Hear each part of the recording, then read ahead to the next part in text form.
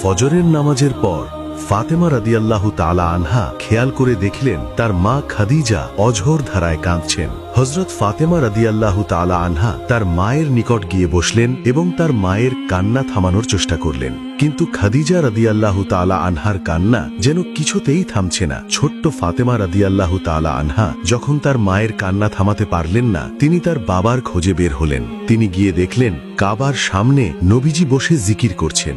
ফাতেমা রাদিয়াল্লাহু তাআলা আনহা নবীজির কাছে গিয়ে বললেন, আব্বাজান, ফজরের পর থেকে মা প্রচন্ড কান্না করছে এবং কিছুতেই তার কান্না থামছে না। আমি অনেক চেষ্টা করেছি তার কান্না থামানোর জন্য, কিন্তু মা কারো কোনো কথা শুনছে না। ছোট্ট মেয়ে ফাতেমার মুখে এমন কথা শোনার পর নবীজি আর দেরি করলেন না। তিনি ফাতেমাকে নিয়ে বাড়িতে আসলেন এবং খাদিজার কাছে গিয়ে বসলেন। খাদিজা রাদিয়াল্লাহু তাআলা আনহা বললেন, ইয়া রাসূলুল্লাহ, আমি কবরের কথা চিন্তা করে কাঁদছি। আমি অনুভব করতে পারছি আমার সময় মনে হয় শেষ হয়ে এসেছে। অন্ধকার কবরে আমি কিভাবে থাকব, যেখানে কোনো সঙ্গী সাথী নেই? সেই কবরের কথা চিন্তা করে আমি আমার কান্না থামাতে পারছি না। রাসূলুল্লাহ সাল্লাল্লাহু আলাইহি ওয়াসাল্লাম বললেন, খাদিজা, তুমি চিন্তা করিও না। আল্লাহ রাব্বুল আলামিন তোমাকে নিজেই সালাম দিয়েছেন। সেই মহান আল্লাহ রাব্বুল আলামিন তোমার কবরের আযাব মাফ করে দেবেন। নবীজি এমন সান্ত্বনা দিয়ে খাদিজার কান্না থামানোর চেষ্টা করলেন। তারপরেও খাদিজার কান্না থামছে না। তিনি ছোট্ট বাচ্চার মতো ফুপিয়ে ফুপিয়ে কাঁদছেন। হযরত খাদিজা রাদিয়াল্লাহু তাআলা আনহা বললেন, ইয়া রাসূলুল্লাহ, আপনার সঙ্গে আমি 25টি বছর সংসার করেছি।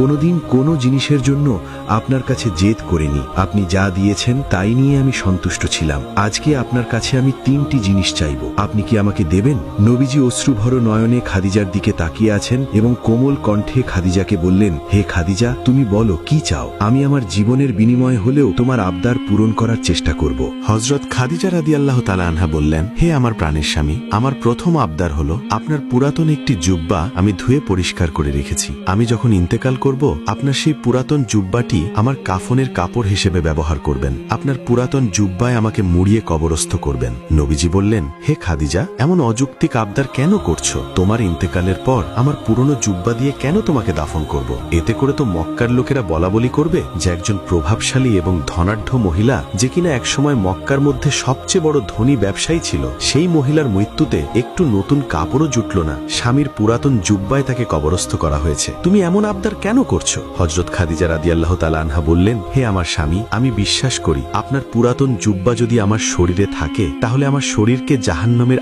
আগুনও ছুঁতে পারবে না, কবরের মাটি আমাকে চাপ দিতে পারবে না। আপনার জুব্বা মোবারকের বরকতে কবরের কোনো আযাব আমার হবে না। রাসূলুল্লাহ সাল্লাল্লাহু আলাইহি ওয়াসাল্লাম বললেন, খাদিজা, তুমি যেমন চাও তেমনই হবে। আমি আমার পুরাতন জুব্বা দিয়েই তোমাকে কবরস্থ করব। অতঃপর খাদিজা রাদিয়াল্লাহু তাআলা আনহা বললেন, আমার দ্বিতীয় আবদার হলো, আমাকে যখন কবরে নামানো হবে, আপনি নিজ হাতে কোলে করে আমাকে কবরে নামাবেন। আমার তৃতীয় আবদার হলো, যতক্ষণ আমার কবরে মুনকার নাকির প্রবেশ না করবে, ততক্ষণ আপনি আমার কবরের পাশ থেকে যাবেন না। কেননা মুনকার নাকির এসে যদি আমাকে 3টি প্রশ্ন করে, আমি খাদিজা সেই প্রশ্নের উত্তর কি করে দেব? আপনি আমার কবরের পাশে দাঁড়িয়ে থাকবেন, আমার হয়ে আপনি নিজেই আমার প্রশ্নের উত্তর দিবেন। রাসূলুল্লাহ সাল্লাল্লাহু আলাইহি ওয়াসাল্লাম খাদিজাকে বললেন, হে খাদিজা, তোমার সব আবদার আমি পূরণ করব ইনশাআল্লাহ। এরপর খাদিজা রাদিয়াল্লাহু তাআলা আনহা ফাতেমার উদ্দেশ্যে বললেন, মা ফাতেমা, আমি যতদিন মক্কার জমিনে ছিলাম, তোমার বাবাকে অনেকেই হত্যা করার চেষ্টা করেছে, কিন্তু আমি সর্বদা তোমার বাবাকে আগলিয়ে রাখার চেষ্টা করেছি। তোমার বাবার দাওয়াতি কাজে আমি সহযোগিতা করেছি, ইসলাম প্রচারের কাজে তোমার বাবার সাহস জুগিয়েছি, সুখে দুঃখে সর্বদাই তোমার বাবার পাশে থেকেছি। আমি তোমার বাবাকে তোমার হাতে তুলে দিয়ে যাচ্ছি। তুমি তোমার বাবাকে আগলিয়ে রাখবে। যেমন করে একজন মা তার সন্তানকে আগলিয়ে রাখে, ঠিক সেইভাবে তুমি তোমার বাবাকে আগলিয়ে রাখবে। তোমার বাবার সুখে দুঃখে সব সময় তুমি পাশে থাকবে। অতঃপর খাদিজা রাদিয়াল্লাহু তাআলা আনহা ইন্তেকাল করলেন। খাদিজার ইচ্ছামতো নবীজি তার পুরনো জুব্বা মোবারক দিয়ে খাদিজাকে মুড়িয়ে দিলেন এবং নিজেই খাদিজার জানাজা পুড়িয়ে খাদিজাকে নিজ হাতে কবরে নামালেন।